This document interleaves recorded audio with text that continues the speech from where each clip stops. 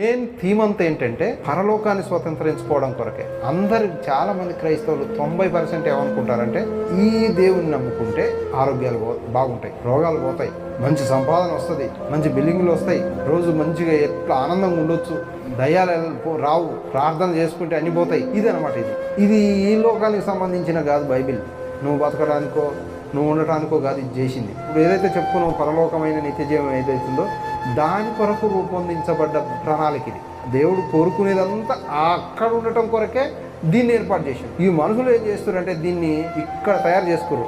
మేము బతుకుతాం, మంచిగా బతుకుతాం, బాగుంటాం, మాకేం బాధ లేదు, దేవుడు నమ్ముకున్న కాచి బాగున్నాం. ఇది కాదు. దేవుడు పరలోకానికి సంబంధించిన అర్హత సంపాదించడం కొరకే ఇది రాయబడదు. ఇంకా పరలోకం ఇది విన్న తర్వాత పరలోకానికి పోవాలన్న ఆశ ఎంతమందికి పుట్టింది? అందరు పుట్టిందా? అంటే అది చాలా చక్కటి ప్రదేశం. నేను మొన్న కెనడా ప్రదేశం పోతేనే నాకు ఆ నుంచి రాబుద్ది కాలే. మా భార్య మంది బాధపడుతుందంటే రావాల్సి వచ్చింది. చాలా బాగుంది అసలు. ఆ రోడ్లు బాగున్నాయి, ఆ గృహాలు బాగున్నాయి, ఉంటే ఆ పద్ధతులు బాగున్నాయి. అవన్నీ ఎంత ఆనందం అనిపించింది నాకైతే. బతికిన రోజులు బతికినాం కానీ వీడికి వచ్చిన నాకు చాలా నాకు ఆడికి వచ్చింది అనమాట. అంత బాగుంది. అదే అంత బాగుంటే దేవుని ప్రదేశం ఎంత బాగుండాలి, దేవుడు ఉండే చోటు ఎంత బాగుండాలి. ఆ అందమైన ప్రదేశానికి, శాశ్వతమైన నిత్య జీవం కలిగిన ప్రదేశానికి మనం చేరుకోవాలంటే నిరీక్షణ కావాలి. అంటే నిరీక్షణ అంటే ఎదురుచూపు, అంటే విశ్వాసాన్ని కాపాడుకుంటూ ఎదురు చూడాలి ఆ ప్రదేశం. అదే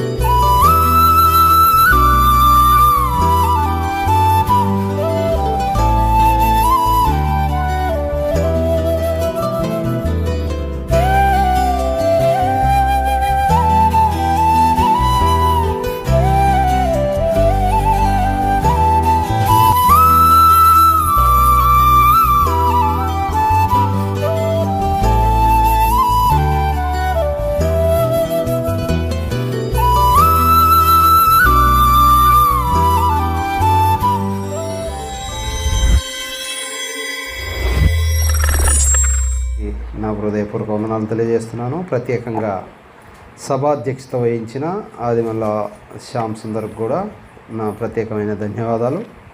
నాకంటే ముందు గ్రీటింగ్ చెప్పిన మర్రి రాజారత్నం గారికి కూడా ప్రత్యేకమైన ధన్యవాదాలు తెలియజేస్తూ ఉన్నాను.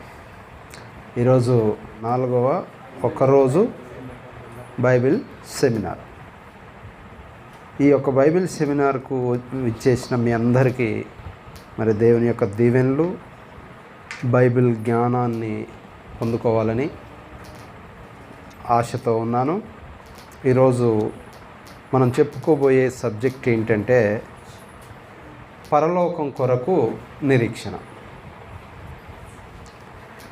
మనం చెప్పుకునే సబ్జెక్ట్ ఏంటంటే పరలోకం కొరకు నిరీక్షణ. పరలోకము అంటే అక్కడ ఏముంటుందో అందరికీ తెలియదు కాబట్టి చాలామంది, అతి తక్కువ మంది మనం చర్చిలలో చూస్తాం. పరలోకంలో ఏముందో తెలియదు కాబట్టి, అమెరికాలో ఏముందో తెలుసు కాబట్టి అమెరికాకు అందరూ వెళ్ళిపోతారు, కెనడాలో ఏముందో తెలుసు కాబట్టి కెనడాకి అందరూ వెళ్ళిపోతుండ్రు, ఆస్ట్రేలియాకి వెళ్తున్నారు, మంచి మంచి దేశాల్లో సింగపూర్ వెళ్తున్నారు, దుబాయ్ వెళ్తున్నారు. అబ్బా ఆ ప్రదేశాలు ఎంత బాగున్నాయో, ఒక్కసారి పోతే అవి చూడాలనిపిస్తుందని ఎంతోమంది చెప్పంగా విన్నాం. అంటే ఆ ప్రదేశం ఆ దేశాలు అంత అందంగా, చక్కటి వాతావరణము, మంచి రోడ్లు, ఆహ్లాదకరమైన పచ్చటి వనాలు, చక్కటి బిల్డింగులు, వీటన్నిటిని చూస్తే ఏమనిపిస్తుంది అంటే ఇది చాలా బాగుంది, మళ్ళీ వెళ్ళి రావాలి. ఒక వ్యక్తి పోయి వచ్చి మరలా స్నేహితులను, వాళ్ళను, వీళ్ళను తీసుకెళ్ళి ఒక్కసారి గడిపొస్తే బాగుంటుంది అని అంటారు. అమెరికా వెళ్తే అంతే, కెనడా వెళ్ళినా అంతే, ఆస్ట్రేలియా వెళ్ళినా అంతే, సింగపూర్, దుబాయ్ ఈ దేశాలు వెళ్తే మళ్ళొక్కసారి పోయి వస్తే బాగుండు అంటే అంత బాగుంటాయి. ఇక్కడ ఫుడ్ బాగుంటుంది, ప్రదేశాలు బాగుంటాయి, అన్నీ ఎక్కడ చూసినా క్రమశిక్షణ, పద్ధతి అన్నీ ఉంటాయి, బాగుంటాయి. మరి ఈ దేశాలు చూస్తేనే ఇంత బాగున్నాయని మనం అంటాం కదా, అసలు పరలోకం చూస్తే ఎట్లుంటుంది అని కొంతమంది తెలవక ఎక్కువ మంది చర్చిలకు రావట్లేరని నాకు అనిపిస్తుంది. పరలోకం అనేది ఇప్పుడు చాలామంది ఏం చేస్తారంటే హేతువాదులందరూ పరలోకం లేదంటారు. హేతువాదులు అంటే ఎవరు? దేవుడు లేడు అనేవారు నాస్తికులు అంటారు. ఈ నాస్తికులు ఏం చేస్తారంటే దేవుడు లేడు, దేవుడే లేనప్పుడు పరలోకం ఎక్కడిది అనేవారు ఉన్నారు. కొంతమంది మతవాదులు అంటే మతాన్ని నమ్మేవారు, అంటే వివిధ రకాల మతాలను నమ్మేవారు ఏం చేస్తారంటే పరలోకం ఉంది, పరలోకం అన్నారు వాళ్ళు, స్వర్గం ఉంది, అదేవిధంగా నరకం కూడా ఉంది, స్వర్గం ఉంది, నరకం ఉంది అంటారు. ఈ యొక్క స్వర్గము నరకం అనేది ఉన్నదని మతవాదులందరికీ తెలుసు. బైబిల్ భాషలో మనం ఏమంటామంటే పరలోకం ఉంది అని మనం అంటాం. మతవాదులందరికీ ఏమో పరలోకం ఉంది కానీ ఏం జరుగుద్దో వాళ్ళకి తెలియదు. అక్కడ అంటే పరలోకం అదే స్వర్గం ఉంది, నరకం ఉంది, కానీ వాళ్ళు అనేది ఏంటి, తప్పు చేసిన వారు నరకానికి వెళ్తారు, పుణ్యం చేసిన వాళ్ళు స్వర్గానికి వెళ్తారు అనేది మాత్రం తెలుసు. అది ఎలా వెళ్తారు అనేది మాత్రం పూర్తిగా తెలియదు. అయితే ఇప్పుడు మనకు తెలవాల్సింది ఏంటంటే అసలు ఆ పరలోకం అనేది ఎలా ఉంటుంది అంటే ఆ పరలోకాన్ని ఇంకో రకంగా పిలవచ్చు, ఆకాశమని, స్వర్గమని, ఆనందమని, ఇంకోటి దేవుడు ఉండే చోటు అని, ఈ విధంగా అనేక రకాలుగా చెప్పుకోవచ్చు. ఈ యొక్క పరలోకం అనేది దేవుని సన్నిధిలో ఉంటుందన్నమాట. పరలోకం అనేది ఎట్లా ఉంటుంది? దేవుని సన్నిధిలో. ఎక్కడ ఉంటుంది అంటే దేవుని సన్నిధి. దేవుని సన్నిధి అంటే దేవునితో కలిసి ఉండటం అన్నమాట. ఆ దేవుని సన్నిధిలో ఏముంటుంది అంటే నిత్యజీవం ఉంటుంది. నిత్యజీవం అంటే ఎప్పుడూ బ్రతికే ఉండటం, అంటే అక్కడ మరణాలు అవన్నీ ఉండవు. నిత్యజీవం అనేది ఎప్పుడు బ్రతికి ఉండటం అనేది ఉంటుంది. దాంతోపాటు ఇంకేముంటుంది అంటే ఆనందం ఉంటుంది. తర్వాత ఇంకేముంటుంది? ఆనందానికి సంబంధించిన మంచి భావన ఉంటుంది. అనేక సార్లు శాంతి సమాధానాలు పొందే అవకాశం ఉంటుంది. ఈ ఆనందము, ఈ శాంతి యొక్క ప్రదేశం ఎక్కడుంది అంటే ఆనందం కలిగిన, శాంతి కలిగిన, నిత్యజీవం కలిగిన ప్రదేశం ఎక్కడుంది అని ఎవరన్నా అడిగితే మనం ఈజీగా చెప్పగలిగింది ఏంటంటే పరలోకం. ఆ యొక్క పరలోకంలో అంత ఆనందం ఉంటుందన్నమాట. మామూలు ఇతర దేశాలు వెళ్తేనే ఆనందం ఉంది అనే మనము పరలోకంలో అంతకంటే కోట్ల కొలది రెట్లు ఆనందం ఉంటుంది. చాలామంది ఏం చేస్తారంటే అమెరికా మరొక స్వర్గము అంటారు. అమెరికా వెళ్తే మరొక స్వర్గానికి వెళ్ళినట్టే అని చాలామంది అనంగా విన్నాను నేను. అంటే అక్కడ ఉన్న అందాలు, ఆ దేశం యొక్క ప్రదేశంలో ఉన్న అందాలను బట్టి వాళ్ళు మరొక స్వర్గం అన్నారు. అంటే మరొక స్వర్గం అంటే దానికంటే ఇంకా గొప్ప స్వర్గం ఉంది అని మనం అర్థం చేసుకోవాలి. పరలోకం అనేది అంత అందంగా అలంకరింపబడ్డది. అది దేవుడు ఉండే చోటు కాబట్టి, దేవుడు చేసిన ఈ రాష్ట్రాలు, ఈ దేశాలే ఇంత అందంగా ఉంటే ఆయన ఉండేది ఇంకెంత అందంగా ఉంటుందో మనం ఒకసారి ఆలోచించాలి. అలాంటి ఆలోచన కనుక మనం చేస్తే ఆ పరలోకం కొరకు నిరీక్షణ కలిగి ఉంటాం. అంటే ఎదురు చూస్తాం. ఇక అంత ఆనందం కలిగిన, అంత సంతోషం, నిత్యజీవం కలిగిన దేవుని యొక్క సన్నిధి ఏదైతుందో ఆ సన్నిధిని పొందాలనే ఆలోచన కలిగి నిరీక్షణ కలిగి ఉంటాం అన్నమాట. అక్కడి సంగతి తెలవక, అక్కడ సంగతి ఏమో మాకు తెలియదు కాబట్టి మేము రావట్లేము అన్నట్టుగా వాళ్ళు ఉంటారు. కానీ ఆ విషయాలన్నీ కనుక సరిగ్గా వంట పడితే లేదా అర్థమైతే పరలోకం పొందాలనే ప్రతి ఒక్కరు ఎదురు చూసి పడిగాపులు కాసి వెయిటింగ్ చేసి మరీ వస్తారు. ఇప్పుడు మనం వస్తలేం, ఎందుకంటే మనకు పరలోకం ఉంది కాబట్టి అని తెలుసు. పరలోకం ఉంది, ఆనందం ఉంది, నిత్యజీవం ఉంది అనేది మనందరికీ తెలుసు కాబట్టి మనం పడిగాపులు కాసుకొని ఈరోజు మీటింగు అంటే ఎంతో వెయిట్ చేసుకొని పనులన్నీ పక్కకు పెట్టుకొని కొన్ని పోవాల్సిన ఊర్లన్నీ కూడా వాటిని క్యాన్సిల్ చేసుకొని మనం ఇక్కడికి వచ్చామేంటంటే మనకు పరలోకం అనేది ఒకటి ఉంది, ఆ పరలోకాన్ని మనం స్వతంత్రించుకోవాలి అనే ఆలోచన మనకు ఉండబట్టే ఉన్నాం. మరి ఎక్కడన్నా వెళ్ళాలంటే, వేరే దేశాలు వెళ్ళాలంటే విమానం ఎక్కి వెళ్ళిపోవచ్చు. నకరికల్లో వెళ్తే బస్ మీద అయినా పోవచ్చు, కారు మీద అయినా పోవచ్చు, సైకిల్ అయినా ఎక్కి వెళ్ళవచ్చు. మరి ఆ పరలోకం ఎట్లా? నిరీక్షణ ఉంది, ఎదురుచూపు ఉంది, ఎలా వెళ్ళగలం? దానికి వెళ్ళాలంటే దారి ఏంటి? పరలోకం అయితే ఉంది పక్క, దానికి వెళ్ళాలంటే అర్హతలు కావాలి.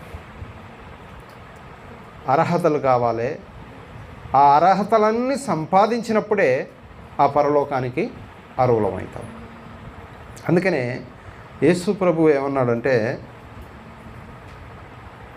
14వ అధ్యాయం యోహాను సువార్త 14వ అధ్యాయం 6వ వచనంలో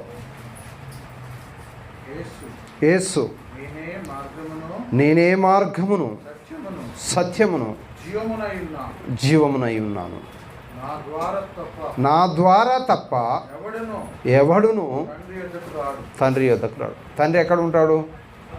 పరలోకంలో ఉంటాడు. మనం సింగపూర్ పోవాలంటే ఫ్లైట్ ఎక్కి వెళ్ళిపోవచ్చు, ఎవరితో అవసరం లేదు. డబ్బులు ఉంటే చాలు, టికెట్ కొని సింగపూర్ వెళ్ళిపోవచ్చు. ఏ దేశానికి వెళ్ళాలన్నా విమానం టికెట్ కొనుక్కొని వెళ్ళిపోవచ్చు. దగ్గర ప్రదేశాలు అయితే కార్ల మీద వెళ్ళొచ్చు, బస్సుల మీద వెళ్ళొచ్చు. కానీ పరలోకం ఉండేది తండ్రి కాబట్టి ఆ తండ్రి యొద్ద ఉండే పరలోకానికి, ఆ స్వర్గసీమకు మనం వెళ్ళాలంటే ఎవరిని ఆశ్రయించాలి? మనం క్రీస్తును, యేసుక్రీస్తును. ఆయన ఏమన్నాడు? నేనే మార్గమును, నేనే సత్యమును, జీవమును, నా ద్వారా తప్ప తండ్రి యొద్దకు ఎవడును రాడు. అంటే ఆ పరలోకాన్ని మనం పొందాలంటే యేసుక్రీస్తును విశ్వసించాలి, నమ్మాలి, మారు మనసు పొందాలి, బాప్తిసం పొందాలి. ఇదొకటి. అయితే ఇది అయిన తర్వాత బాప్తిసం పొంది ఉన్న తర్వాత మనకు నిరీక్షణ కావాలి. నిరీక్షణ అంటే ఏంటి? ఎదురుచూపు. ఏమిటికి ఎదురు చూడాలి? ఎదురు చూడాల్సిన అవసరం ఏంటి మనకు? అంటే ఒక అవసరం ఏంటి? మనం పరలోకాన్ని స్వతంత్రించుకోవాలి, అదే అవసరం. ఆ అవసరం కొరకు మనం ఏం చేస్తాము? ఎదురు చూస్తాం. ఎందుకు ఎదురు చూస్తామంటే దానికి ఆ ఎదురు చూపుకు బైబిల్ ఒక వివరణ ఇస్తుంది. ఆ వివరణ ఏంటి అంటే, ఆ వివరణలో మెయిన్ గోల్ ఏంటంటే నిత్య జీవం. ఆ నిత్య జీవము ఆ పరలోకంలో ఉంది కాబట్టి, దేవునితో నిత్య జీవముగా వర్ణించబడింది కాబట్టి మనం ఎదురు చూడాలి. యోహాను సువార్త మొదటి యోహాను పత్రిక 5వ అధ్యాయం ఫస్ట్ చదివిన మొట్టమొదట చదివిన వచనం 11వ వచనం. దేవుడుండు చోటు నిత్య జీవము కనుక దేవుడు మనకు నిత్య జీవమును దయచేసెను. ఈ జీవము ఆయన కుమారుని యందు ఉన్నది. ఆయన కుమారుని ఏ జీవము? నిత్య జీవం. నిత్య జీవం అనేది ఎక్కడుంటుంది అంటే పరలోకంలో ఉంటుంది. ఆ పరలోకంలో ఉండే నిత్య జీవము క్రీస్తు యందు మాత్రమే ఉంది. అంటే మార్గం ఆయన కాబట్టి ఆ మార్గం గుండానే వెళ్తే మనం వెళ్ళగలం. నిత్య జీవం అనేది ఎడబడితే అలా లేదు. నిత్య జీవం అంటే ఏంది? ఎప్పుడూ బ్రతికేది, అంటే యుగ యుగాలు. మరణం అనేదే లేదు. మరణం అనేదే లేనిదే నిత్య జీవం. మరణం అనేది ఉన్నది, అది తాత్కాలికం. నిత్యము తాత్కాలికము రెండు వేరు వేరు. తాత్కాలికం అనేది అది కొంతకాలం, అంటే మానవులందరం జీవిస్తున్నాం, ఇది తాత్కాలికం. దేవుడు నిత్య జీవి, అంటే ఆయన ఎప్పుడూ జీవించి ఉండేవాడు కాబట్టి ఆ జీవించి ఉండేవాడి ఆయన దగ్గరికి వెళ్ళటం అనేది మన నిరీక్షణ అయి ఉండాలి. ఇంకా చదవండి కిందికి. దేవుడు దేవుని కుమారుని అంగీకరించువారు జీవం గలవారు. అంటే దేవుని కుమారుని ఎవరైతే అంగీకరిస్తారో వాడే జీవం గలవాడు. అంగీకరించని వాడు ఎవరైనా సరే, దేవుని కుమారుని అంగీకరింపని వారు జీవం లేనివారు. అంటే దీని అర్థమైంది. అసలు డెఫినేషన్ ఏంటి? ఆయనను నమ్మితేనే జీవము, ఆయనను నమ్మకపోతే జీవం లేదు. ఇది చాలామంది తెలియకపోవటం వల్ల వారు ఒక మంచి ప్రదేశాన్ని కోల్పోతున్నారు, ఒక ఆనందాన్ని కోల్పోతున్నారు. ఇంకా చెప్పాలంటే దేవునితో సావాసం కలిగే ఉండే ఆ యొక్క ప్రదేశాన్ని కోల్పోతున్నారు. కానీ ఆ ప్రదేశాన్ని కనుక ఒక్కసారి నువ్వు దేవుని యొక్క మార్గంలో ఆలోచిస్తే అది ఎంత ఆనందమో ఆలోచించిన వారికే తెలుస్తుంది. ఇంకా రెండవది ఏంటంటే దేవునితో సాన్నిధ్యం. పరలోకం అనేది దేవుని యొక్క సాన్నిధ్యం ద్వారా వివరించబడింది అన్నమాట, వర్గీకరించబడింది అని కూడా అనవచ్చు. అక్కడ విశ్వాసులు అంటే మనం విశ్వాసం అంటే ఆయనని ఏం చేస్తామంటే ముఖాముఖిగా చూస్తాం. ఇప్పుడు చూడలేము. ఇప్పుడు దేవుని చూడగలమా? దేవుని ఎవ్వరు చూడలేరు. ఎందుకు చూడలేరు అంటే మనం మానవులం కాబట్టి, ఆయన ఆత్మస్వరూపి కాబట్టి, ఆయన నిత్యజీవి కాబట్టి ఆయనను చూడలేము. మనం శరీరంతో ఉన్న మనము చూడలేము, ఆత్మను చూడలేము. మనలో కూడా ఆత్మ ఉంది, కానీ మనలో ఉన్న ఆత్మను కూడా మనం చూడలేము. ఉదాహరణకు ఊర్లలో చాలామంది చనిపోతారు. చనిపోయినప్పుడు చుట్టుపక్కల అందరు జనాలు కూర్చున్నప్పుడు ప్రాణం పోతుంటుంది. ఏ ఒక్కలన్నా నాకు కనపడ్డది ఇప్పుడే జస్ట్ ఒక్క నిమిషం వెళ్ళిపోయింది ఆత్మ అని చెప్పగలరా? పక్కమటే ఉంటాము, పోయిందాకా తెలవదు. చివరికి నాడి పట్టుకొని అయిపోయింది అన్నదాకా మనకు కనిపించదు, మనం చూడలేము కూడా. ఎందుకు అంటే ఆత్మ మనకు కనిపించదు కాబట్టి.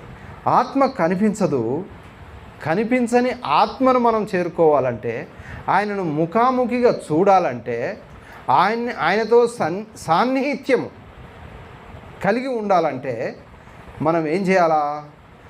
విశ్వాసులుగా ఎదురు చూడాలి. విశ్వాసం కలిగి ఉండాలి మనం. అందుకనే కొరింథీ మొదటి పత్రికలో 13వ అధ్యాయంలో ఒక మాట అంటాడు ఆయన. 13వ వచనం, ప్రేమ 13వ వచనం. కాగా విశ్వాసము నిరీక్షణ ప్రేమయు మూడు నిలుచును. వీటిలో శ్రేష్టమైనది ప్రేమయే. నిరీక్షణ అనే పదం ఉంది ఆడ. అంటే అపోస్తలుడైన పౌలు చెప్పేది ఏంటంటే, కాగా విశ్వాసం, నిరీక్షణ, ప్రేమ, ఈ మూడు ఒక క్రైస్తవుడికి ఉండాలి. ఇంకేం అవసరం లేదు. ఈ మూడు ఉంటే విశ్వాసం అనేది నీ భక్తిని కొనసాగిస్తుంది. నిరీక్షణ అనేది పరలోకం ఉంది అని ఎదురు చూస్తుంది. ప్రేమ అనేది ఇంకో తప్పును చేయకుండా ఆపేస్తుంది. అంటే ప్రేమ ఫుల్ఫిల్గా ఉండాలి, ఉంటేనే పూర్తిగా దేవుని యొక్క ప్రేమ నీలో ఉంటే ఇంకో తప్పును రానియదు. అందుకని అంటాడుగా, పైన అంటాడు ప్రేమ అనేది అన్నిటినీ ఓర్చుకుంటుంది. అంటే మనలో తప్పును మన దరికి చేరనియదన్నమాట, అలాంటిది. అందుకనే దాన్ని హైలైట్గా చూపించాడు, ప్రేమ శ్రేష్టమైనది అంటే చాలా మంచిది అని. కాబట్టి ఈ నిరీక్షణ ఏదైతుందో, విశ్వాసులకు కలిగిన నిరీక్షణ ఏదైతుందో, ఆ నిరీక్షణ అనేది ఎక్కడ చూస్తామంటే దేవుని సాన్నిధ్యాన్ని దగ్గరికి వెళ్తాం మనం అన్నమాట. అప్పుడు అక్కడ పరలోకంలో ముఖాముఖిగా చూస్తాం. ప్రకటన గ్రంథము 21వ అధ్యాయము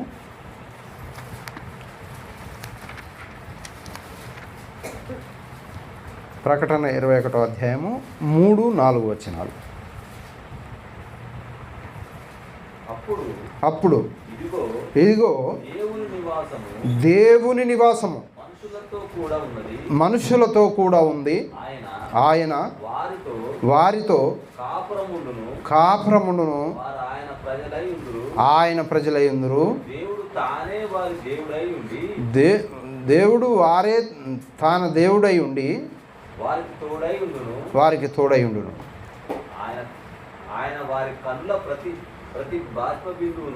చాలు. అయితే ఇక్కడ ఆయనతో నివాసం ఉంటాం అంటే ముఖాముఖి చూస్తామన్నట్టే కదా. ఇప్పుడు ఒక కుటుంబంలో అందరు కలిసి జీవిస్తున్నప్పుడు ఉదయాన్నే లేవగానే ముఖాలు చూసుకుంటాం, పడుకునేంతవరకు కూడా ముఖాలు చూసుకుంటాం. అంటే ముఖాముఖి చూస్తున్నప్పుడు మనం అందరం కూడా కలిసి ఉంటాం కదా. ఆ చూపు ముఖాముఖి చూపు అంటే కుటుంబం అంతా కూడా కలిసి ఆ ముఖాముఖి చూపు చూసుకుంటాం. అయితే ఈ విశ్వాసులందరూ కలిసి దేవుని కుటుంబం. ఈ దేవుని కుటుంబం అంతా చూస్తారు, ఆయనను నివాసం ఉంటారు. అంటే ఆయన మా విశ్వాసులంతా ఆయన కుటుంబం అయితే, ఆయన యజమాని అయితే ఆయన నిత్యం చూస్తాం కదా మనం. చూడని రోజు ఎప్పుడూ ఉండదు. అంటే అప్పుడు దాన్నే ఆయన సాన్నిధ్యము అంట. ఆయన సాన్నిధ్యాన్ని కోరుకుంటాం. 1 కొరింథీ పత్రిక 13వ అధ్యాయం 12వ వచనం. ఇప్పుడు అద్దములో చూచున్నట్టు సూచనగా చూస్తున్నాము, అప్పుడు ఇప్పుడు మనం ఈ లోకంలో అద్దం వల్ల చూసినట్టు చూస్తున్నాం. అప్పుడెప్పుడు మనము పూర్తిగా విశ్వాసంలో నెగ్గినప్పుడు, ఒక మాటలో చెప్పాలంటే మన విశ్వాసాన్ని కాపాడుకున్నప్పుడు, అప్పుడు అనమాట. విశ్వాసాన్ని కాపాడుకున్న తర్వాత ముఖాముఖిగా చూస్తాం. ఎక్కడ? ఆయన నివాసం దగ్గర. అంటే మన విశ్వాసాన్ని ముందు కాపాడుకోవాలి. అంటే మధ్యలో వదిలేసే పని పెట్టుకోవద్దు అనమాట. విశ్వాసం అనేది కొంతమంది ఏం చేస్తారంటే మారుతారు, విశ్వసించి మారుతారు. మళ్ళీ కొన్ని రోజులు కాగానే నాకు ఇందులో బాగాలేదు, నాకు ఏమంటారు ఏం జరిగింది, నాకు మేలు, నాకు దేవుని నమ్మిన కంచి ఇంకా బాధలు ఎక్కువ వచ్చినాయి, అందుకనే నేను మారినాయా ఇటు, నేను పడలేను ఆ బాధలు అని అంటారు. అది కాపాడుకున్నట్టు కాదు, వదిలేసుకున్నట్టు. విశ్వాసం అనేది కష్టాలు వచ్చినా, నష్టాలు వచ్చినా, ఎన్ని బాధలు వచ్చినా సరే దానిని కాపాడుకోవాలి. ఆ విశ్వాసాన్ని కాపాడుకున్నప్పుడు ముఖాముఖిగా చూస్తాం. దేవుని యొక్క సాన్నిధ్యాన్ని చూస్తాం, దేవుని యొక్క సావాసాన్ని చూస్తాం, ఆయనతో కలిసి ఉంటాం.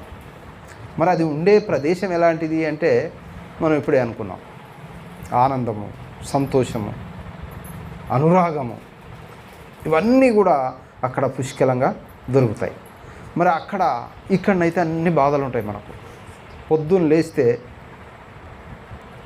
రేపు ఏ పనికి పోవాలి, రేపు ఏం చేయాలి, అప్పులోడు వస్తాడా, తిండికి లేవా, ఎవరికన్నా ఇచ్చేది ఉందా, పుచ్చుకునేది ఉందా, ఇవన్నీ బాధలే. బాగా సంపాదించడానికేమో ఆ సంపాదనను ఎట్లా పెంచాలనే బాధ. ఏమి సంపాదనకి పని ఆడ దొరకకపోతే ఎట్లా అనే బాధ. అంటే ఇవన్నీ శారీరకమైన బాధ, ఏదైనా రోగములు, ఏదైనా బాధ, ఇలాంటివి వచ్చినప్పుడు, శారీరకమైన బాధలు వచ్చినప్పుడు అది బాధలే, అన్ని బాధలే. మరి ఇన్ని బాధలు వచ్చినప్పుడు ఏమనిపిస్తుంది?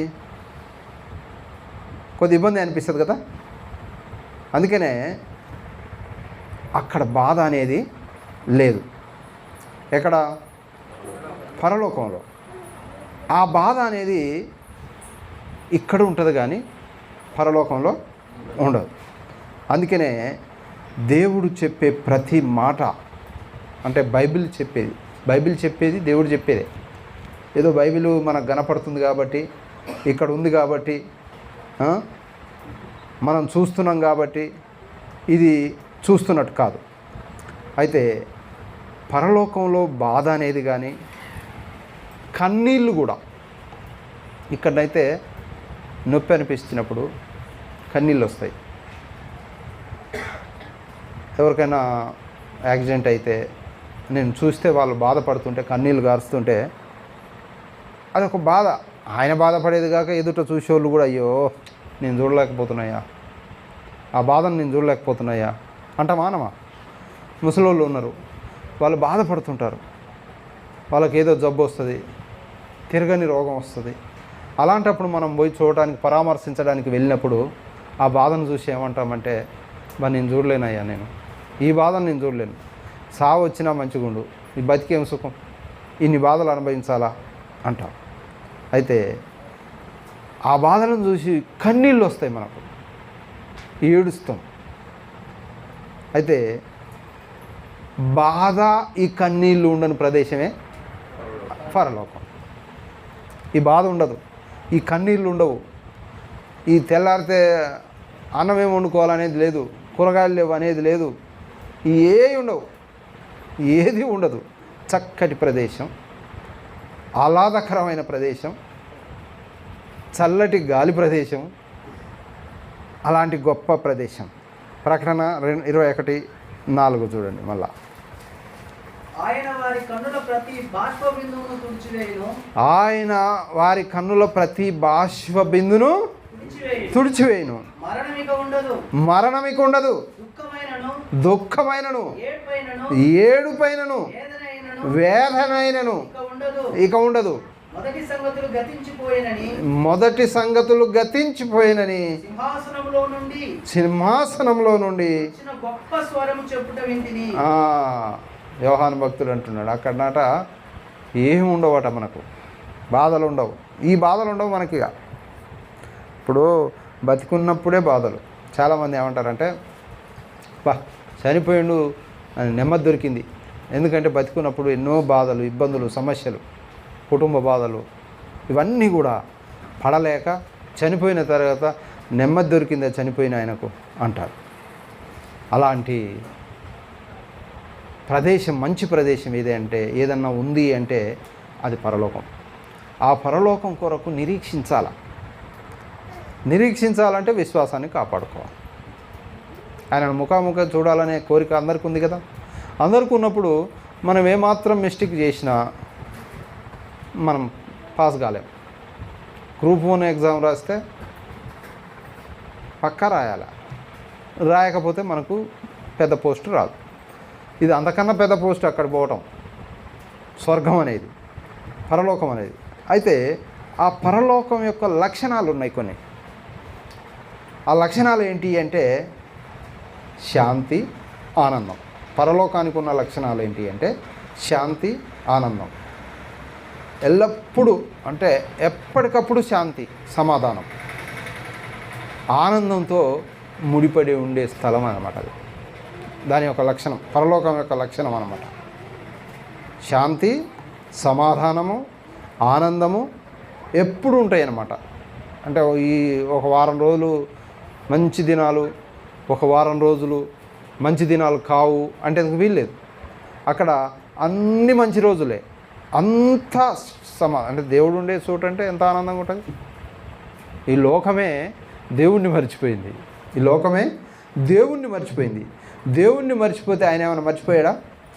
ఆయన అస్సలు మర్చిపోలే. ఎందుకంటే ఆయనకున్న ప్రేమ పుష్కలంగా ఆయనలో ప్రేమ పూర్ణుడు కాబట్టి ఆయన రూపమే ప్రేమ, ఆయన పేరే ప్రేమ కాబట్టి ఆయన ఏం చేశాడు, తన ప్రేమను బట్టి లోకం ఆయనను మర్చిపోయినా ఆయన జ్ఞాపకం చేసుకొని తన కుమారుని లోకానికి పంపించి మనందరినీ మనం ఎలా ఉన్నామంటే అంధకార సంబంధుని యొక్క ఆధీనంలో ఉన్నాం. మనం అంధకార సంబంధమైన ఎవడు అతడు అంటే సాతానుని యొక్క ఆధీనం. అంధకారం అంటే ఏంది? చీకటి కలిగిన వాని చేతిలో ఉంటే, వాని యొక్క కబంధ హస్తాలలో మనం చిక్కుబడి ఉంటే, మనం మర్చిపోయినాం. అంటే లోకం మర్చిపోతే ఆయన ఏం చేసిండంటే ఈ స్వర్గం నా పిల్లలు అనుభవించాలి, అంటే ఈ పరలోకం నా పిల్లలు అనుభవించాలి అని చెప్పి ఆయన ఏం చేశాడు, కుమారుడైన క్రీస్తుని లోకానికి పంపించి మనకు ఆయనకు ఉన్న గొడవ ఏది? దేవునికి మనకున్న గొడవ ఏంది? ఆ గొడవ అంటే ఆదాము అవ్వలు చెప్పిన మాట వినకపోవడం ద్వారా ఏర్పడ్డ గొడవ. ఆదాము అవ్వలు చెప్తే వినలే, తినొద్దన్న పండు తిన్నరు. అసలే దేవునికి సాతానుడికి పడదా, శత్రువు మాట ఇంటే ఎట్లా అనిపిస్తుంది? శత్రువు మాట విని దేవుని ప్రణాళికను పాడు చేయడానికి వాడు ప్రయత్నం చేస్తున్నాడు. ఆ పాడు చేసే వాడిని ఉండంగా దేవునికి మానవునికి ఎప్పుడైతే వాడు దూరం చేశాడో, మానవుని దూరం చేసిన తర్వాత వాడు అంధకార సంబంధి అయిపోయాడు. అంటే చీకటి కోణంలో మగ్గిపోతున్న ఈ లోకము దేవుణ్ణి అసలే గ్రహించలే, పట్టించుకోలే, గుర్తుపట్టలే. కానీ ఆయన ఏం చేశాడంటే ఈ ప్రజలంతా కూడా నా పిల్లలు కాబట్టి, నా పిల్లలు ఆ చీకటి కోణంలో, అంటే ఒక అబద్ధికుని చేతిలో, ఒక రాబందు చేతిలో నా పిల్లలు నాశనం కాకూడదు అని చెప్పి ఆయన ఏం చేశాడు, యేసుని లోకానికి రప్పించి మన అందరినీ ఆయన వెల చెల్లించాడు. మన పాపాలకన్నిటికి కూడా ఆయన రక్తం చేత వెల చెల్లించి మనల్ని ఆయన రాజ్యంలోకి ఎంటర్ చేశాడు. మనం ఆయన రాజ్యంలో మనం ఉన్నాం. ఇప్పుడు ఈ రాజ్యంలో ఉన్న మనకేంటంటే పరలోకం కొరకు నిరీక్షణ. ఈ నిరీక్షణ అనేది మనం కొనసాగిస్తేనే మనం పరలోకం సంపాదించుకుంటాం. అయితే ఈ యొక్క అలాంటి శాంతి, సమాధానము, ఆనందముతో ముడిపడి ఉండే లక్షణాలు ఉన్నాయి అక్కడ. కీర్తనల గ్రంథం 16:11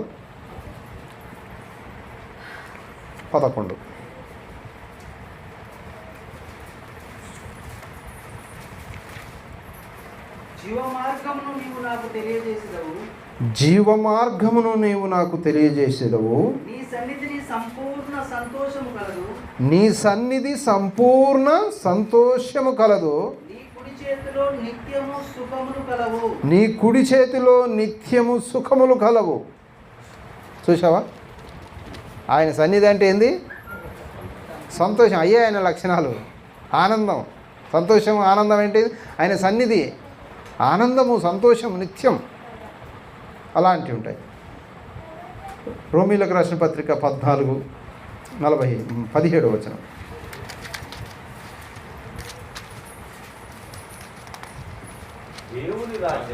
దేవుని రాజ్యం భోజనమును పానమును కాదు గాని నీతియు సమాధానమును పరిశుద్ధాత్మ యందలి ఆనందమునై ఉన్నది. చూసావా? అక్కడ ఆ లక్షణాలు ఎలాంటి? దేవుని యొక్క లక్షణం అంటేది ఇప్పుడు ఒక 10 మంది కూర్చున్న కాడ ఆనందం అనేది ఎత్తుంటుందో, ఆ ఆనందం అనేది దేవునికి సంబంధించిన లక్షణాలు అవి. ఆ లక్షణాలు అనేవి పరలోకంలో ఉన్నాయన్నమాట. ఆ పరలోకంలో ఉన్న లక్షణాలన్నీ కూడా శాంతి, సమాధానము, ఆనందం. ఆ పరలోకం ఎవరి సన్నిధిలో ఉంటుంది అంటే దేవుని సన్నిధిలో ఉంటుంది. అయితే ఆనందము మరియు మహిమ మహిమ కూడా ఉంటుంది అక్కడ. మహిమ కలిగిన ప్రదేశం అది. మహిమ కలిగిన ప్రదేశంగా వర్ణించబడింది. బంగారం, రత్నాలు, కాంతి యొక్క వర్ణలతో కూడిన ప్రకటన గ్రంథంలో ఉంది అన్నమాట. 21:10-27 మీరు ఆ పట్టణపు ప్రాకారము సూర్యకాంతములతో కట్టబడెను. పట్టణము స్వేచ్ఛమగు స్ఫటికముతో సమానమైన శుద్ధ సువర్ణముగా ఉన్నది. అమూల్యమైన నానావిధ రత్నములతో అలంకరింపబడి ఉండెను. మొదటి పునాది సూర్యకాంతపు రాయి, రెండవది నీలము, మూడవది యమునా రాయి, నాలుగవది పచ్చ, ఐదవది వైడూర్యము, ఆరవది కెంపు, ఏడవది సువర్ణ రత్నము, ఎనిమిదవది గోమేధికము, తొమ్మిదవది పుష్పరాగము, 10వది స్వర్ణల శూన్యము, 11వది పద్మరాగము, 12వది సుగంధము. దాని 12 గుమ్మములు 12 ముత్యములు, ఒక్కొక్క గుమ్మము ఒక్కొక్క ముత్యముతో కట్టబడి ఉన్నది. పట్టణపు రాజవిధి శుద్ధ సువర్ణమయమై స్వచ్ఛమైన స్ఫటికముతో పోలి ఉన్నది. దానిలో ఏ దేవాలయమును నాకు కనబడలేదు. సర్వాధికారి అయిన దేవుడగు ప్రభువును గొర్రెపిల్లయు దానికి దేవాలయమై ఉన్నారు. చూడండి ఎంత చక్కటి ప్రదేశం అది. ఆ చక్కటి ప్రదేశాన్ని మనం స్వతంత్రించుకోవాలని దేవుని యొక్క ఆశ. నిజంగా చెప్పాలంటే ఆయన ఆకాంక్ష, ఆయన ఆశ, ఆయన ప్రణాళిక, ఆయన ఉద్దేశం అంతా ఏంటంటే అంత చక్కటి ప్రదేశాన్ని మన కొరకు సిద్ధపరిచుంచాడు. సిద్ధపరిచుంచిన దాన్ని మనం స్వతంత్రించుకోవాలంటే మనం స్వతంత్రించుకోలేని పరిస్థితులు మానవులు మొత్తం దేవునికి దూరం అయిపోతున్నారు. మాకు అవసరం లేదు అక్కడ కటిక చీకటి నరకం, దాన్నే కోరుకుంటారు ఎక్కువ. ఇప్పుడు ఎవరైనా మంచి మంచి ప్రదేశాన్ని కోరుకోవాలి, కానీ మంచి ప్రదేశమేమో ఇప్పుడు మనం చదువుకున్న ప్రదేశం. ఆ ప్రదేశం ఎంత ఆనందంగా ఉంటుందో, ఆ ఆనందాన్ని అసలు మనం ఒక మంచి 5 స్టార్ హోటల్కి పోతేనే, అందులోకి పోయి వస్తేనే ఎంత బాగుంది అని మనం ఎంతో ఆనందపడతాం. అలాంటిది దేవుని పట్టణం అంటే అది ఎంత గొప్ప పట్టణం. అది పరలోక పట్టణము. ఆ గొప్పతనము, ఆ అందము, ఆ ఆనందము, ఆ సంతోషము, దానిని వర్ణించాలంటే కూడా మనకు చాలవు, మాటలు లేవు. అంత గొప్ప ప్రదేశం.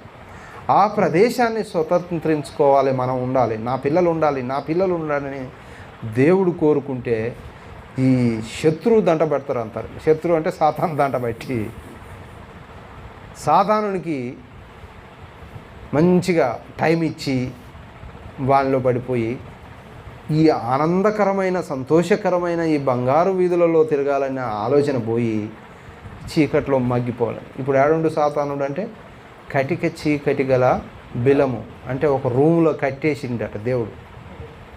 సాతానుని ఎక్కడ ఒక రూములో కట్టేసిండు. ఎప్పుడు కట్టేసిండంటే యేసుక్రీస్తు మరణించి తిరిగి లేవగానే వాని అధికారాన్ని తీసేసి వాన్ని కట్టేశాడు. ఆ గొలుసులతో కట్టేసి దూతలు కావల ఉన్నారట. ఆ కావలి ఉన్న రూమ్లోకి పోవాలని జనం అంతా చూస్తారు.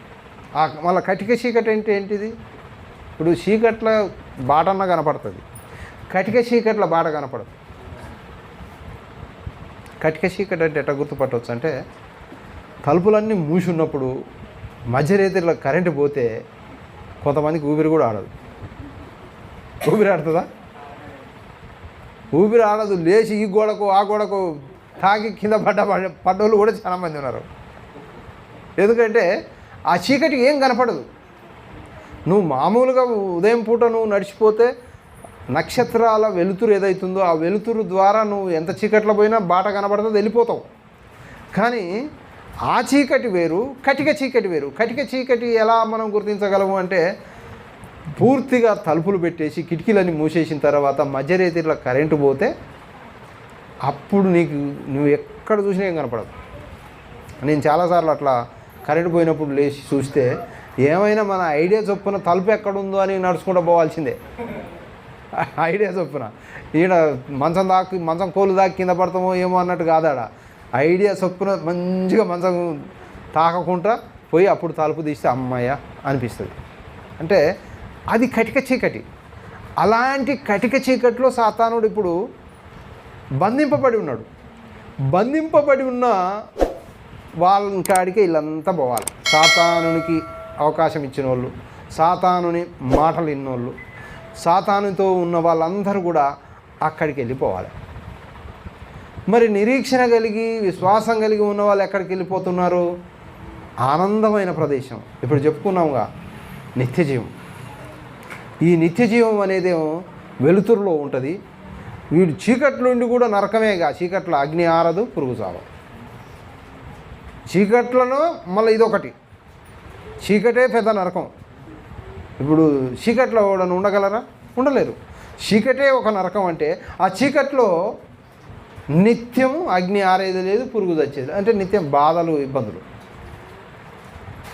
అలాంటివి మనకు వద్దనే దేవుడు ఒక మంచి బంగారు లోకాన్ని, ఆ బంగారు అనే పరలోకాన్ని మనందరి కొరకు ఉంచాడు అక్కడ. దాంట్లోకి రండి కానీ నా కుమారుడైన క్రీస్తు దానికి మార్గం. ఆ మార్గాన్ని వెతుక్కుంటూ రండి అంటే అసలు క్రీస్తే దేవుడు కాదనే కాడికి వచ్చింది. యేసు దేవుడు కాదు అనే కాడికి వచ్చేసింది. ఇంకేడొస్తారు? ఆయన అసలు మార్గము, జీవము అన్నీ ఆయననే కాదనే పరిస్థితి వచ్చేసింది. అది ఈ ప్రజలు గమనించాల్సిన అవసరం. ఇంకా ఆ పరలోకంలో ఇంకేముంటుందట? సహవాసం. సహవాసం అంటే ఏంటి? కలిసి ఉండటం. దాన్ని ఇంకో మాట ఏమంటారంటే స్వర్గము, అంటే స్వర్గ సావాస స్థలంగా మనం అభివర్ణించవచ్చు. అక్కడ విశ్వాసులు ప్రియమైన వారితో సమావేశమై దేవుణ్ణి మనమందరం కలిసి ఆరాధించే పరిస్థితి అక్కడ. హెబ్రీయులకు రాసిన పత్రిక 12వ అధ్యాయము 22, 24.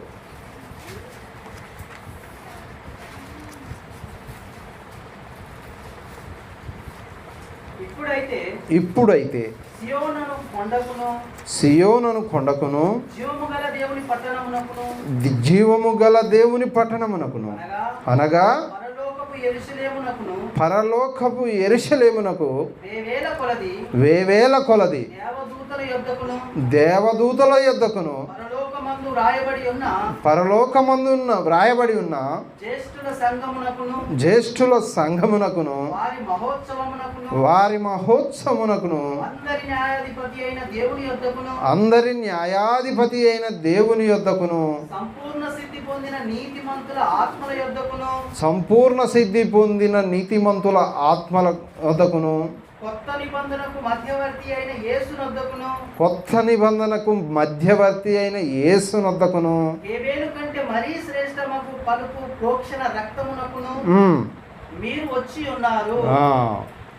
అయితే ఆ స్వర్గసీమ ఏమిటిదట? పరలోక సహవాసంగా విశ్వాసులు, ప్రియమైన వారు అందరూ. అంటే విశ్వాసులు ఎంతమంది అక్కడ కనిపించారు మనకు?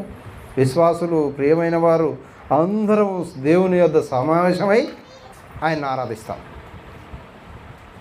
ఆ ఆనందం ఆయనను ఆరాధిస్తూ ఆ ఆనంద డోలికలలో తేలియాడతాం. అలాంటి గొప్ప అవకాశం ఉంది మనకు అక్కడ.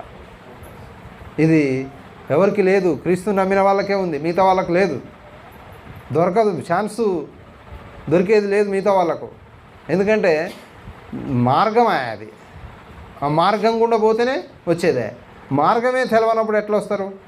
అక్కడ నిత్యం ఆశ, భరోసా కూడా ఉంటుంది అక్కడ. ఒక భరోసా ఏంటిది అంటే విశ్వాసులకు ఒక శాశ్వత ఆశ. అవునా? శాశ్వత ఆశ.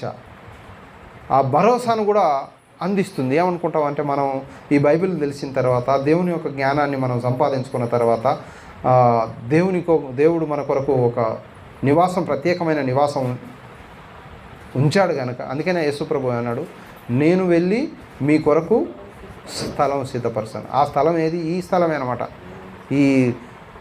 ఆయన ఉండే స్థలం ఎంత బాగుంటుందో. ఆయన ఉండే స్థలం చాలా బాగుంటుంది. దేవుడు ఉండే స్థలం. ఏదో చెత్త లేకపోతే ఇల్లు ఊకకుంటే యాడి కాగితాలు అన్నే యాడి చెత్త అన్నే ఉన్నట్టు ఉండదు. అది సాధారణ కాడ ఉంటుంది అన్నమాట. చెత్త మన దేవుడు ఉండే చోటు ఎట్లాంటిదంటే ఆనందమయం, గొప్ప నిత్య ఆశ, ఒక భరోసా. ఏం భరోసా అంటే మా దేవునితో మేము ఉంటాం, ఆనందమైన ప్రదేశంలో మేము ఉంటాం అనే ఆశ. 1 పేతురు పత్రిక 3-9 వరకు చదవండి. మన ప్రభువగు యేసు క్రీస్తు తండ్రి అయిన దేవుడు స్తుతింపబడునుగాక. మృతులలో నుండి యేసు క్రీస్తు తిరిగి లేచుట వలన జీవముతో కూడిన నిరీక్షణ మనకు కలుగునట్లు, అనగా అక్షయమైనదియు నిర్మలమైనదియు వాడబారనిదియునైనా స్వాస్థ్యము మనకు కలుగునట్లు ఆయన తన విశేష కనికరము చొప్పున మనలను మరలా జన్మింపజేశాడు. ఆయనకున్న విశేష కనికరం మామూలు కనికరం కాదు. అది కనికరం అంటే ఎలా మనం చెప్పొచ్చు అంటే, ఎవరైనా బాధపడుతుంటే ఎదుటి వ్యక్తి బాధపడతాడు, అది కనికరం అంటారు. ఎవరైనా బాధపడుతుంటే ఏందట మరి ఆయన బాధపడితే మేము బాధపడాలా, మాకు అవసరమా అనేది ఏదైతే ఉంటుందో అది కనికరం కాదు. ఒకరు బాధపడుతున్నప్పుడు కొంతమంది ఎవరన్నా ఏడుస్తుంటే ఏడుస్తారు పక్కమటి. ఎందుకు ఏడుస్తారటో కనికరం, అది బాధ కలిగి. అంటే దేవుడు విశేష కనికరం కలిగిన వాడు. మనం సాతాను యొక్క కబంధాస్తాలలో ఉన్నప్పుడు ఆయన అంత బాధపడ్డాడు అన్నమాట. ఆ కనికరం ఏదైతుందో ఆ కనికరం ద్వారా మనలా రక్షించుకున్నాడు. ఆ రక్షించుకున్న తర్వాత మనకు ఒక భరోసా, ఒక ఆశ, ఒక నిరీక్షణ. ఏంటి అంటే మనం దేవునితో ఉంటామనే ఆశ. ఇది విశ్వాసులకు శాశ్వతమైన భరోసా, ఆశ. పరలోకం ఉంది అనేది. ఇంకా మనం చూసినట్లయితే చివరిగా దేవుని వాగ్దానం. పరలోకం దేవుని నుండి వచ్చిన వాగ్దానంగా కనిపిస్తుంది. దేవుని వాగ్దానం ఎక్కడి నుంచి వచ్చింది? పరలోకం నుండే వచ్చారు. పరలోకం నుండి వచ్చిన వాగ్దానం కనిపిస్తుంది. ఆయన విశ్వాసము ప్రేమ ద్వారా హామీ ఇవ్వబడింది. యోహాను సువార్త 14:2-3. నా తండ్రి ఇంట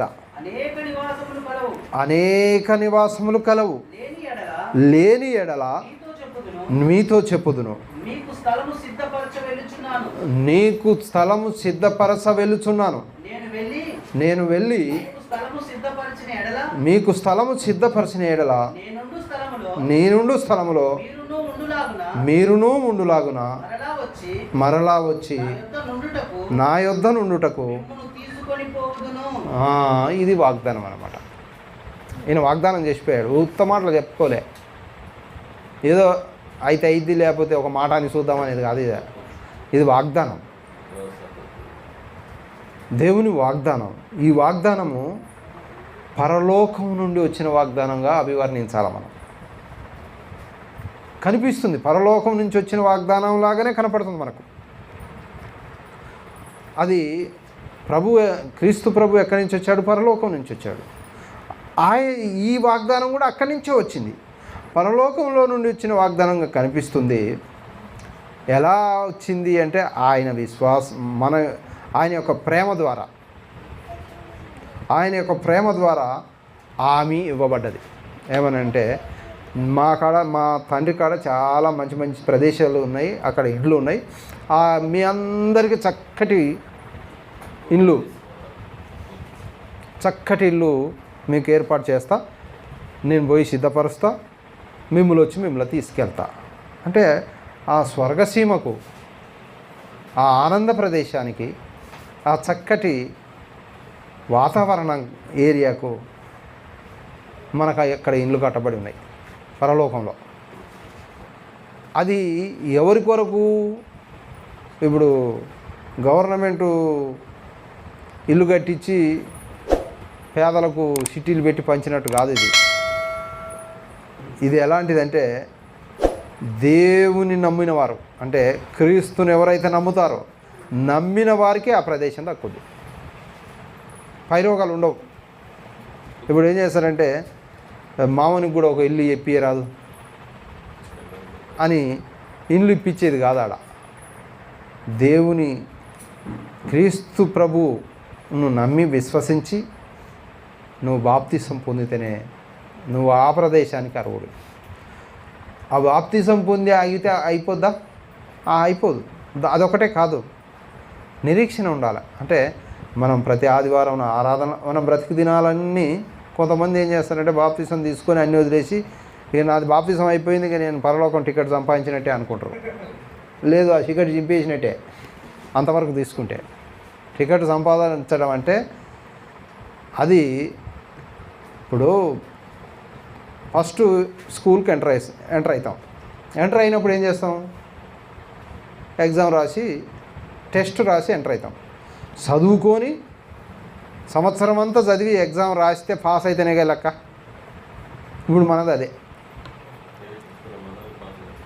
బాప్తిసం తీసుకున్నంత మాత్రాన పాస్ కాదు.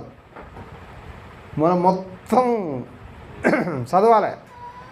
చదివి పరీక్ష మంచిగా రాస్తే పాస్ మార్కులు తెచ్చుకుంటే ఓకే. ఈ పాస్ మార్కులు ఎలాంటివి అంటే ప్రతి ఆదివారం ఆరాధనలో పాల్గొనటం, దేవుని సన్నిధిలో ఉండటానికి ఇష్టపడడం,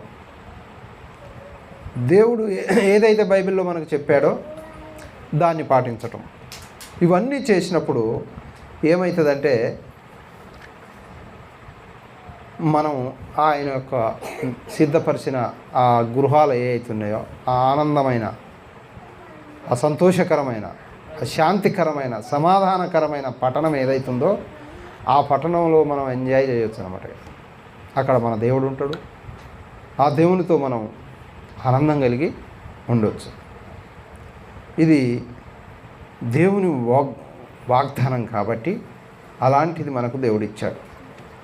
ఓదార్పు, ప్రోత్సాహం ఇవన్నీ మనకు అక్కడ దొరికిపోతాయి. దుఃఖ సమయాలలో విశ్వాసులకు కూడా ఓదార్పు అనేది ప్రోత్సాహాన్ని ఇస్తుంది. దుఃఖ సమయంలో ఉండరు ఒక విశ్వాసి, మనం వెళ్ళి వారిని ఓదార్స్తే అది వారికి ప్రోత్సహించినప్పుడు వాళ్ళు ఏం చేస్తారంటే ఆ విశ్వాసాన్ని కాపాడుకుంటారు. వారికి బాధ వచ్చినప్పుడు మనం పోకుండా వారిని పరామర్శించకుండా ఓదార్చకుండా ఉంటే వాళ్ళ విశ్వాసాన్ని కాపాడుకోలేరు. నాకు ఈ బాధలు వచ్చినాయి, నాకు దేవుడు లేడు, ఏం లేడు అంటే మళ్ళీ పక్కమట వాడు ఉంటాడు. నువ్వు ఆ దేవుడిని నమ్ముకుంటే ఏమొచ్చింది నీకు? ఇన్ని బాధలు వచ్చినాయి, వదిలేయి, నేను చూడు ఎంత బాగున్నాను, నేను దేవుని నమ్ముకున్నా అంటాడు ఒకడు. అంటే సాతానుడు ఒకరిని తయారు చేసి పెడతాడు అట్లా అనడానికి. అలాంటప్పుడు వాడు విశ్వాసాన్ని కాపాడుకోలేక పోవాల్సి వస్తుంది. అయితే మనం ఓదార్చినప్పుడు వారికి ప్రోత్సాహాన్ని ఇచ్చి వారి విశ్వాసాన్ని కాపాడుకుంటారు. అంటే మనం కూడా మన సంఘస్థులనైనా క్రైస్తవులనైనా వారి విశ్వాసాన్ని కాపాడుకోవడానికి మనం ప్రోత్సాహంగా ఉండాలి. అప్పుడు వాళ్ళు ఏం చేస్తారంటే ఈ యొక్క నిరీక్షణ ఏదైతుందో అది ప్రతిఫలించి పరలోకాన్ని స్వతంత్రించుకుంటారు అన్నమాట. మెయిన్ థీమ్ అంతా ఏంటంటే పరలోకాన్ని స్వతంత్రించుకోవడం కొరకే. చాలామంది క్రైస్తవులు 90% ఏమనుకుంటారంటే ఈ దేవుని నమ్ముకుంటే ఆరోగ్యాలు బాగుంటాయి, రోగాలు పోతాయి, మంచి సంపాదన వస్తుంది, మంచి బిల్డింగ్లు వస్తాయి, రోజు మంచిగా ఎట్లా ఆనందంగా ఉండొచ్చు, దయ్యాలు రావు, ప్రార్థన చేసుకుంటే అన్నీ పోతాయి. ఇదనమాట. ఇది ఈ లోకానికి సంబంధించిన కాదు బైబిల్. నువ్వు బతకడానికో నువ్వు ఉండటానికో కాదు ఇది చేసింది. ఇప్పుడు ఏదైతే చెప్పుకున్నావు పరలోకమైన నిత్యజీవం ఏదైతుందో దాని కొరకు రూపొందించబడ్డ ప్రణాళిక ఇది. దేవుడు కోరుకునేదంతా అక్కడ ఉండటం కొరకే దీన్ని ఏర్పాటు చేసిండు. ఈ మనుషులు ఏం చేస్తారంటే దీన్ని ఇక్కడ తయారు చేసుకుర్రు. మేము బతుకుతాం, మంచిగా బతుకుతాం, బాగుంటాం, మాకేం బాధ లేదు, దేవుని నమ్ముకున్న కాంచి బాగున్నాం. ఇది కాదు. దేవుడు పరలోకానికి సంబంధించిన అర్హత సంపాదించడం కొరకే ఇది రాయబడేది మరి. కనుక ఇప్పుడు పరలోకం ఇది విన్న తర్వాత పరలోకానికి పోవాలన్న ఆశ ఎంతమందికి పుట్టింది? అందరు పుట్టిందా? అంటే అది చాలా చక్కటి ప్రదేశం. నేను మొన్న కెనడా ప్రదేశం పోతేనే నాకు ఆ నుంచి రాబుద్ది కాలే. మా భార్య ఉంది బాధపడుతుందని రావాల్సి వచ్చింది. ఎందుకంటే చాలా బాగుంది అసలు. ఆ రోడ్లు బాగున్నాయి, ఆ గృహాలు బాగున్నాయి, ఉంటే ఆ పద్ధతులు బాగున్నాయి. అవన్నీ ఎంత ఆనందం అనిపించింది నాకైతే. బతికిన రోజులు బతికినాం కానీ వీడికి వచ్చిన నాకు చాలాయా అన్న కాడికి వచ్చిందనమాట. అంత బాగుంది. మరి అదే అంత బాగుంటే దేవుని ప్రదేశం ఎంత బాగుండాలి, దేవుడు ఉండే చోటు ఎంత బాగుండాలి. మరి ఆ అందమైన ప్రదేశానికి, ఆ శాశ్వతమైన నిత్య జీవం కలిగిన ప్రదేశానికి మనం చేరుకోవాలంటే నిరీక్షణ కావాలి. అంటే నిరీక్షణ అంటే ఎదురుచూపు. అంటే విశ్వాసాన్ని కాపాడుకుంటూ ఎదురు చూడాలి ఆ ప్రదేశం కొరకు. అదే క్రైస్తవుని యొక్క ఉద్దేశం అయి ఉండాలి. ఆ విధంగా ఉండాలని కోరుతూ ఈ నా మాటలు ముగిస్తూ ఉన్నాను.